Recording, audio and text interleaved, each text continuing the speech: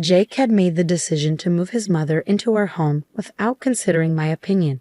He left all the preparations for the move to me. When he asked if my mom was all settled in, I replied, "Yes, she's settled. I've just sent all my stuff back to my parents' place." Jake's reaction showed his surprise. He clearly hadn't expected me to move back to my parents' home. After the initial shock, a cynical laugh escaped him, and he looked at me disdainfully. "What are you talking about, Ashley? You can't possibly live on your own."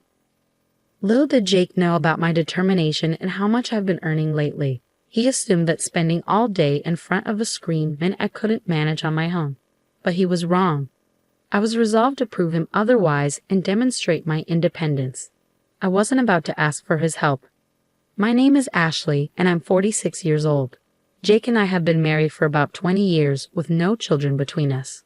My husband, an elite banker, has a penchant for fussing over details.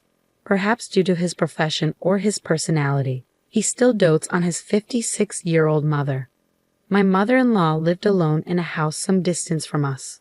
My father-in-law passed away 3 years ago, leaving Jake as her only child. She often urged Jake to give her a grandchild soon, but Jake didn't want children.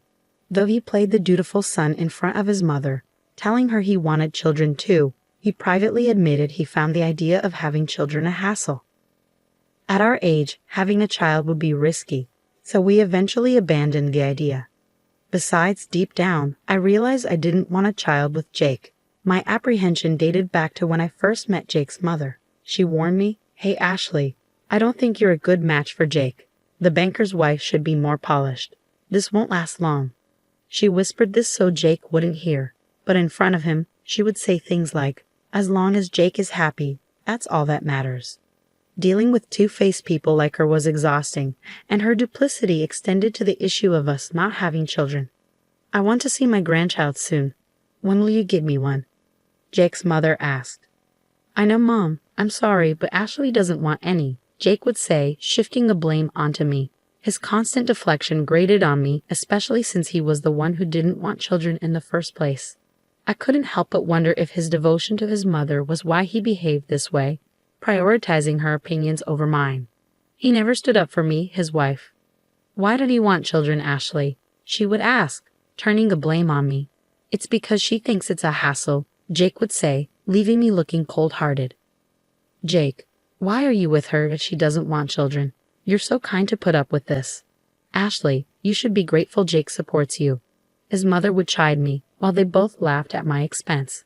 Their ridicule extended to my own mother as well. "Ashley is a terrible person, so her upbringing must have been just as bad," they would say, mocking my background.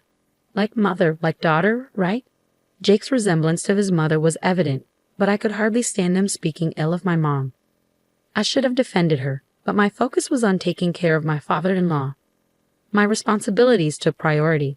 He suffered from a rare disease that caused his muscles to stiffen gradually. He needed assistance with eating and using the bathroom, so I managed his care as best as I could. While I was there, I wasn't sure if my mother-in-law tended to him or if they relied on a caretaker. Given her nature, I suspected they had a caretaker coming by instead. I couldn't imagine my mother-in-law caring for my father-in-law on her own. If she had any compassion, she wouldn't have left me to handle all the care by myself, especially when she knew I couldn't protest. Meanwhile, Jake was feeding her all sorts of lies about me. "I've reached my breaking point. I can't continue this marriage any longer. I can't believe I've put up with this for so long." Beyond the mistreatment I've shared so far, there were countless other unpleasant experiences they subjected me to. Even when my father-in-law passed away, my mother-in-law's reaction was disturbing. "Ah, it's finally over. We won't have to waste our money anymore, and I can finally relax," she said, showing no remorse. Those are not the words you'd expect from someone who'd spent years with her husband, especially since I was the one providing care for him. Her comments about money being wasted hinted that she may have hired a caretaker after all. This lack of empathy only reinforced my decision to distance myself from her and Jake. Recently, Jake spoke to me about his mother, mentioning that she's showing signs of dementia. When I asked him how serious it was, he said she was starting to forget things more frequently. It seemed she might be in the early stages of dementia. I suggested that it might be better for my mother-in-law to move into a nursing home where she could receive professional care. but Jake dismissed my idea with annoyance. "Don't you have any empathy? You live here, so you can take care of her," he declared. I couldn't believe he was being so dismissive. I had my own responsibilities, and taking care of his mother wasn't something I wanted to do, especially after all she put me through. He labeled me as unpleasant and reiterated that his mother would live with us, leaving no room for objections. It was clear he had no intention of listening to my perspective, so I had to adapt to the situation. I simply said, "Understood," and started preparing for my mother-in-law's move.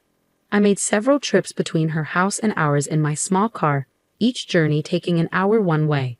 It was exhausting and expensive, as I was covering the cost of gas myself. Though I could have asked a friend for help, I worried Jake's pride would lead him to anger if he found out. I figured he'd be embarrassed if others knew he was making me handle all the preparations for his mother's move. So I decided against asking for assistance. After several days of moving my mother-in-law's belongings, I began moving my own things to my parents' house.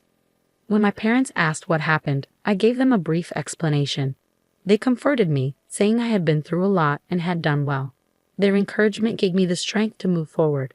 Summoning up the courage, I returned to our house to tie up loose ends. My parents insisted I didn't have to go back, but I couldn't bear leaving things unfinished. With a smile, I left my parents' house and headed home.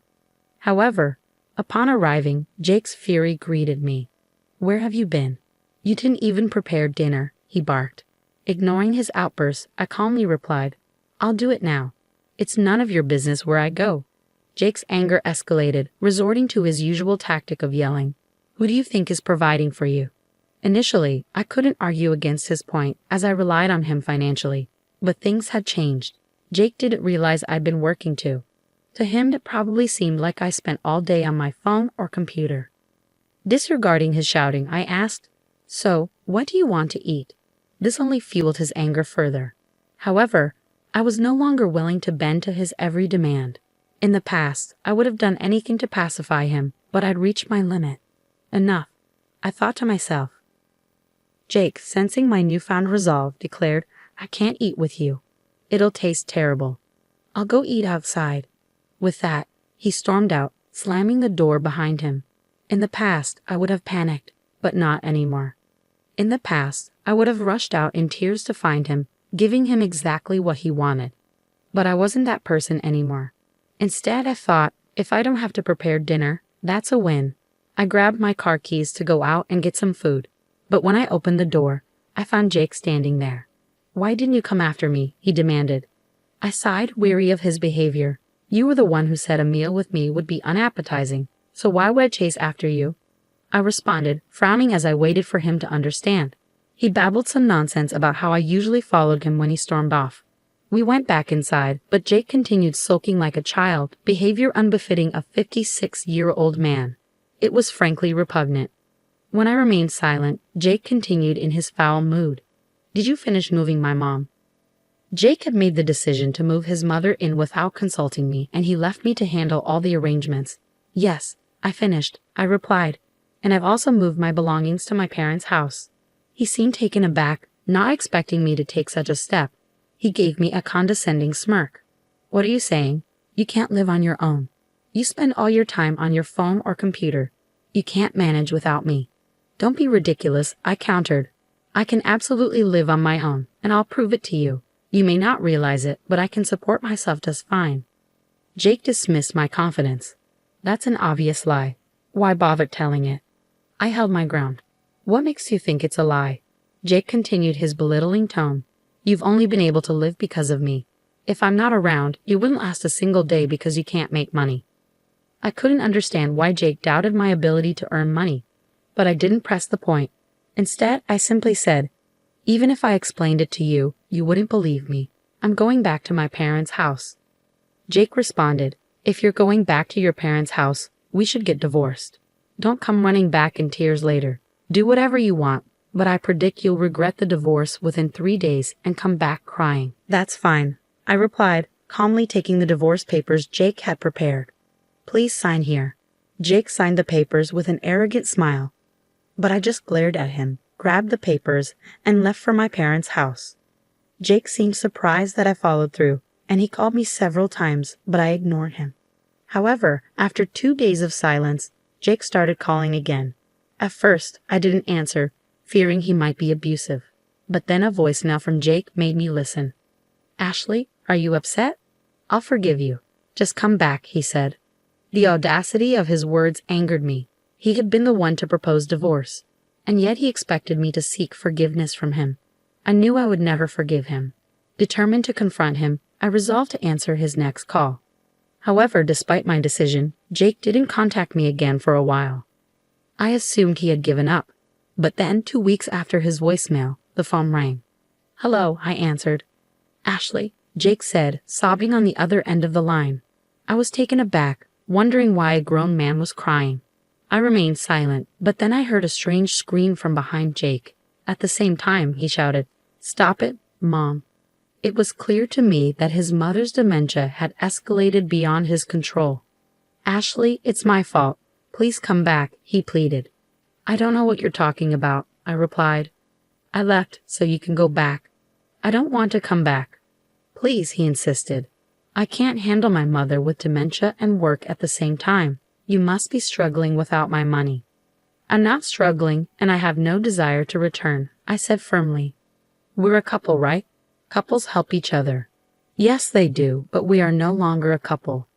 "We are strangers now," I countered. Jake protested, "I'm in so much trouble." "But when I was suffering, you didn't help me. You and your mother just laughed at me." "Okay, fine, I'll pay you." "How much do you want to look after my mom?" "I'll pay. You'll come, right?" "Do you really think you can buy my help?" I retorted. "Besides, I earn more than you now, Jake." "What?" he asked, shocked. I had never told him because Jake was the type to disapprove of me working. When I had mentioned wanting a part-time job, he had erupted in anger. Women should only do housework at home. "It's shameful to work outside. It makes me look like I don't earn enough." Because of Jake's pride, I had to work in secret. I worked hard to earn money in ways Jake wouldn't discover. "What job were you doing behind my back?" he asked.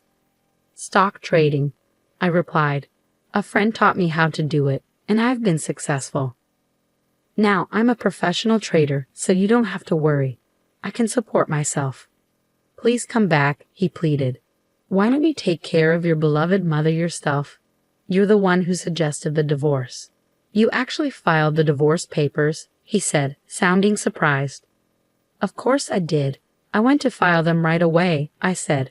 "If you have anything to say, please do it through a lawyer." At my cold response, Jake kept repeating, "I didn't really mean to divorce you. Please come back," but I ended the conversation saying I was busy and hanging up. I reached out to a friend who introduced me to a lawyer, who agreed to represent me right away. From then on, all communication with Jake was done through the lawyer. The process took some time, but I managed to finalize the divorce. According to my lawyer, Jake's situation worsened. My mother-in-law's wandering habits had intensified, and she often snuck out at night and dined and dashed at convenience stores. She had been banned from numerous places, and at home, she smeared filth on the walls and ate things she shouldn't, causing chaos. Her shrill screams led to frequent complaints from neighbors and regular visits from the police. Despite the severity of the situation, Jake refused to use day services for his mother, citing his pride. "People might think I'm a bad son if I leave my mother with a day service. It's shameful. It's not something a capable man like me should do. Everything would be fine if Ashley just came back." As I heard about Jake's downward spiral, I learned he had become a shadow of his former self. His once robust frame was now thin and hollow-eyed, likely from lack of sleep. His ghost-like appearance had become the subject of neighborhood gossip. Upon hearing this, I thought to myself that it served him right, but I kept my thoughts to myself and thanked the lawyer. As for me, I moved to the top floor of a high-rise apartment with my parents. Jake had always looked down on them, but I was grateful to live in such a beautiful place with them. Now that I was finally free, I enjoyed my days appreciating the stunning views and living a happy life.